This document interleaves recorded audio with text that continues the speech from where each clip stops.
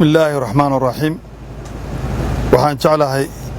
inaan caawa la wadaago ummadda Soomaaliyeed dhacdadii maanta ka dhacday magaalada Muqdisho oo ay ku geeriyootay marxuum Almaas Elman oo qiimo weyn ugu fadhiday dalka Soomaaliya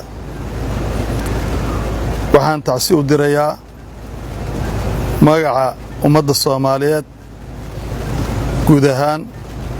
gaar ahaan qoyskii qaraabadii iyo asxaabtii ay ka geeriyootay iyadan Ilaahay jannada ha geeyo waxa ciidanka booliiska Soomaaliyeed gaar ahaan laanta CID ay furtay gal dacwadeed ay ka qayb gali doonaan saraakiil tiro badan oo khibrad u leh baarista dambiyada noocan oo kala ah